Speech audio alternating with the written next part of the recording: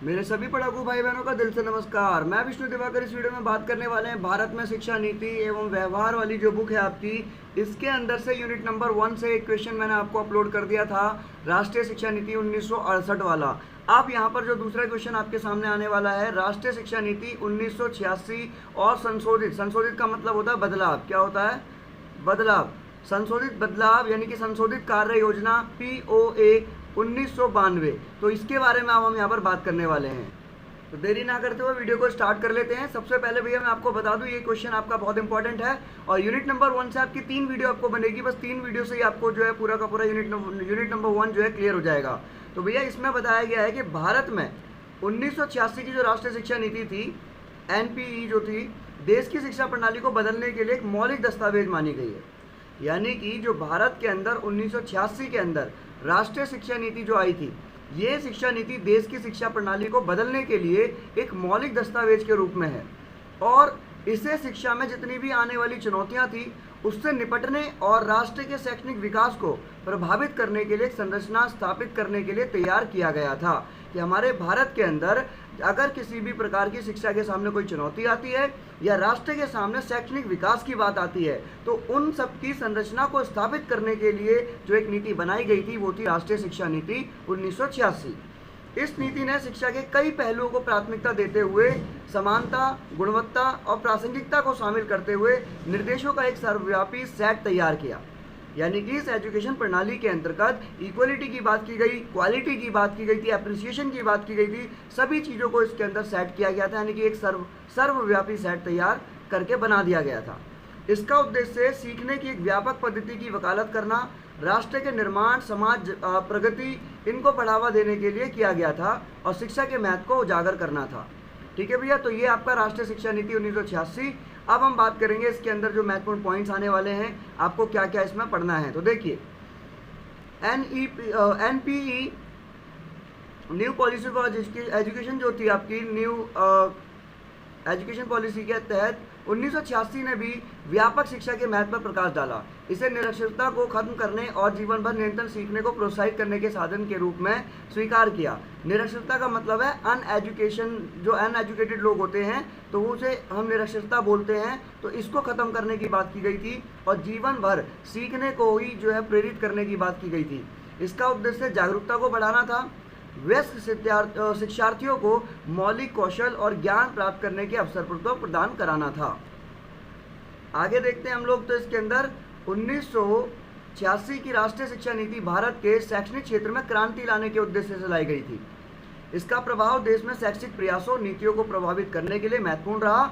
अब इसके प्रमुख उद्देश्यों की बात कर लेते हैं। तो भैया पहले आप बताएंगे कि 1986 के अंदर जो शिक्षा नीति की बात की जा रही है वो आपको क्लियर करना है, उसके बाद में इसके आपको प्रमुख उद्देश्य बताने हैं। तो जैसा मैंने आपको पहले भी बताया था कि एजुकेशन के अंदर अगर किसी भी शिक्षा प्रणाली के, किसी भी शिक्षा नीति के अगर वहाँ पे उद्देश्य पूछे जाते हैं तो भैया उद्देश्य बिल्कुल सेम रहते हैं, बस कुछ उद्देश्य चेंज होंगे बिल्कुल, वरना सारे उद्देश्य सेम रहेंगे। सबसे पहला, शिक्षा का सार्वभौमिकरण सब में सेम है भैया। कोई सी भी एजुकेशन प्रणाली उठा लेना, इसमें शिक्षा का जो है सार्वभौमिकरण सब हर जगह पर मिलेगा कि जहाँ पर 6 से 14 वर्ष की आयु के सभी बच्चों को जो है शिक्षा मिल सके, है ना। और इसका उद्देश्य निरक्षरता को खत्म करने और समावेशिता को बढ़ावा देने के लिए। समावेशिता का मतलब क्या होता है? इसको हम बोलते हैं इंक्लूसिव एजुकेशन, जहाँ पर चाहे कोई बच्चा सामान्य है, असामान्य है, गिफ्टेड चाइल्ड है, उन सबको एक जगह पर बैठ के पढ़ाया जाए। इसको हम इंक्लूसिव बोलते हैं, यानी कि समावेशिता बोलते हैं।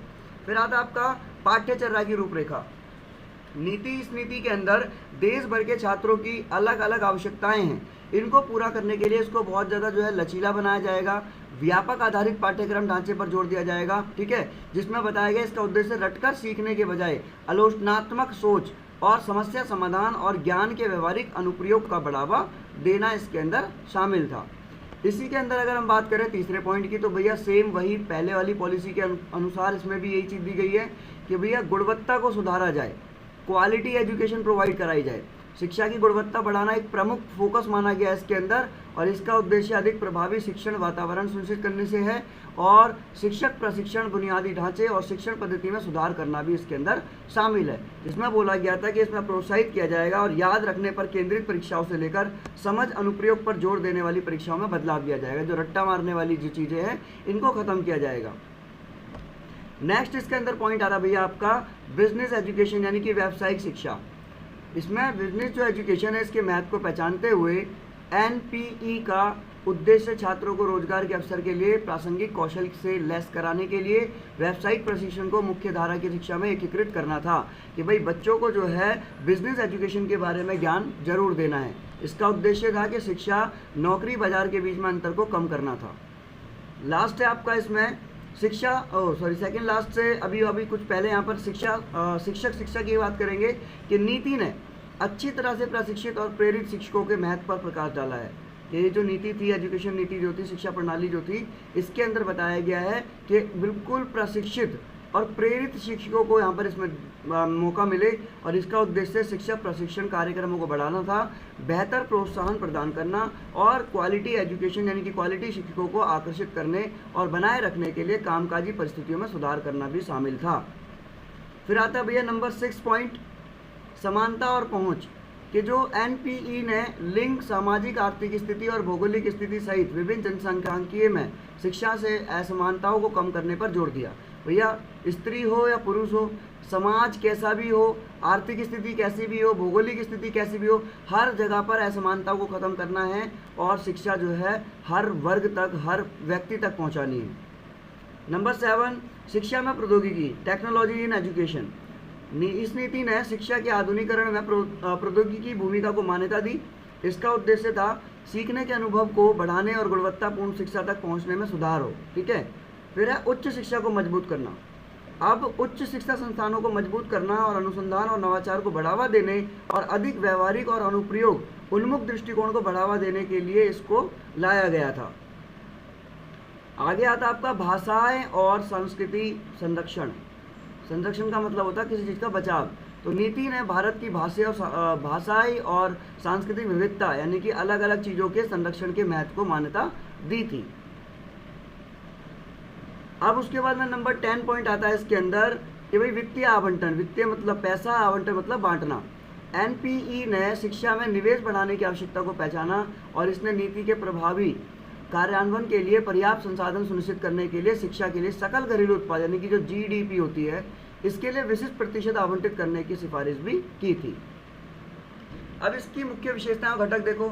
समान शिक्षा, सब पर पहुंच हो यानी कि सुनिश्चित करना कि सभी व्यक्तियों के लिए सुलभ शिक्षा मिले, चाहे उनकी कोई भी जाति है, धर्म है, कहीं से भी है, किसी भी भौगोलिक स्थिति से है, सामाजिक स्थिति कैसी है, आर्थिक स्थिति कैसी, सबको। दूसरा पॉइंट, विभिन्न शैक्षिक चरणों पर समान जोर, एक सर्वांगीण और सर्वव्यापी शिक्षण माहौल स्थापित करने के लिए प्राथमिक से तृतीय शिक्षा तक प्रत्येक शैक्षणिक चरण को प्राथमिकता देना। गुणवत्ता में सुधार हो, क्वालिटी के अंदर इसमें इम्प्रूवमेंट हो, उस पर ज़्यादा बात की गई थी।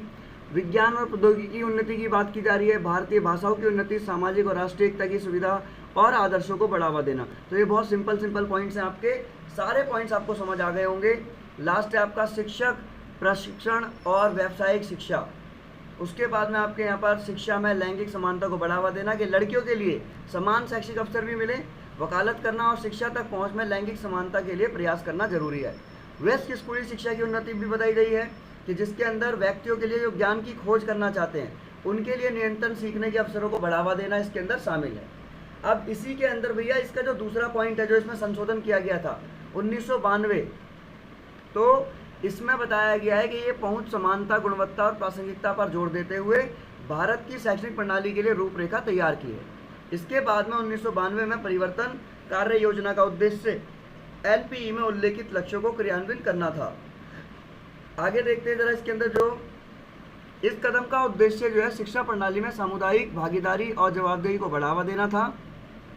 एक अन्य महत्वपूर्ण संशोधन समावेशी शिक्षा को बढ़ावा देने के लिए प्रावधानों को शामिल करना था, जिसके अंदर जो है विकलांग शिक्षार्थियों सहित विविध शिक्षार्थियों की जरूरतों को पूरा करने के महत्व पर प्रकाश डाला जाए, यानी कि इंक्लूसिव, समावेशी वातावरण है ना। समावेशी यानी कि जहाँ पर एक ही स्कूल के भीतर एक से अधिक समावेशी वातावरण बन जाए, जहाँ पर जो है सभी प्रकार के बच्चे एक साथ बैठकर पढ़ सकें। अब जो ये हमारा POA है इसके अंदर जो संशोधन था इसमें कुछ बातें थी कि भैया पाठ्यचर्या में सुधार होगा, शिक्षा गुणवत्तापूर्ण शिक्षा सुनिश्चित करने के लिए शिक्षक शिक्षा और प्रशिक्षण में सुधार दिया जाएगा, शिक्षा का व्यवसायीकरण किया जाएगा, प्रौद्योगिकी का उपयोग और महिलाओं और व्यस्त शिक्षा को बढ़ावा देना। तो भैया ये 1886 वाला जो आपका कॉन्सेप्ट था ये भी आपको यहाँ पर क्लियर कर दिया गया है। आगे की जानकारी के लिए बने रहिए हमारे साथ, जब तक के लिए जय हिंद।